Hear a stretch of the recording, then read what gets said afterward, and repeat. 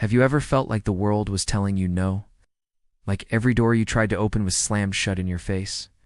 Today we delve into a story of relentless rejection, a true darkest hour, that ironically paved the way for one of the most beloved creations of all time, Harry Potter.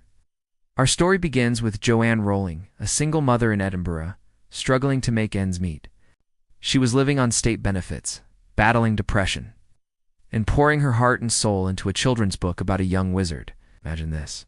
You've poured years of your life, your very essence into a project, and then silence.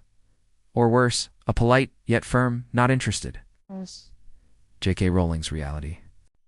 Between 1995 and 1996, she faced a barrage of rejections for Harry Potter and the Philosopher's Stone. Numerous literary agents dismissed her work. One even told her she had no chance of making money in children's books. Can you imagine the crushing weight of that? Think about the last time someone doubted your dreams. Did you give up? JK Rowling faced not just one, but a mountain of no's. What made her keep going?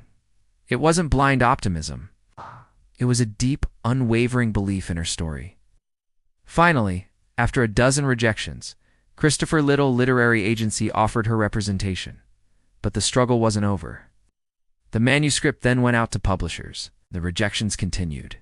12 agents said no. Then publisher after publisher followed suit. What if she had stopped at 11? What masterpiece would the world have missed?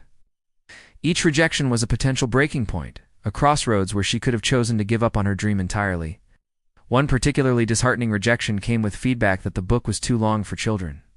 Imagine being told your passion project, the world you meticulously crafted, was fundamentally flawed. Have you ever received criticism that cut you to the core? Did it make you want to quit? For Rowling, these rejections, though painful, became fuel.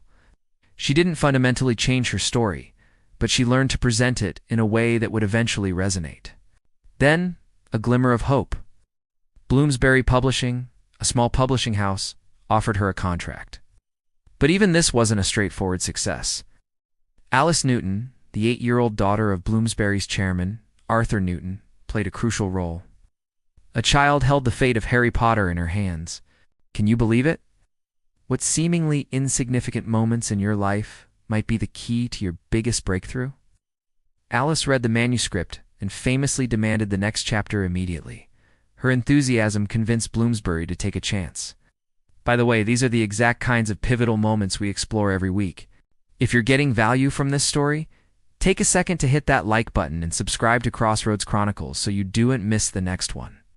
But even after publication, the initial success wasn't guaranteed. The book received modest attention at first. Rowling continued to face financial hardship and self-doubt.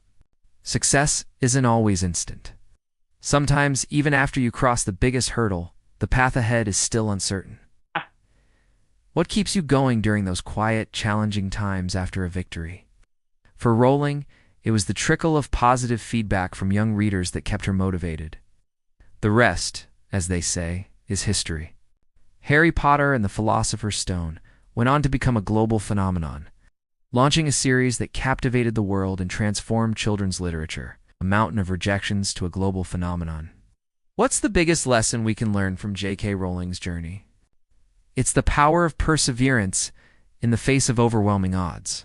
It's the importance of believing in your vision, even when no one else does. Rowling's story isn't just about writing a successful book. It's about navigating a critical crossroads in her life. She faced a choice: to let the rejections define her and abandon her dream, or to use them as stepping stones, fueling her determination. Think about a time you felt utterly defeated. What if that moment was actually setting you up for your greatest triumph? Rowling's darkest hour, those countless rejections, were not the end of her story, but the catalyst for its extraordinary beginning. So, the next time you face a setback, remember JK Rowling. Remember the 12 rejections that preceded a global phenomenon. Remember that every great story and every significant moment of personal growth happens at a crossroads. What crossroads are you facing right now? What no's are you encountering? Let JK Rowling's story be your inspiration to keep pushing forward.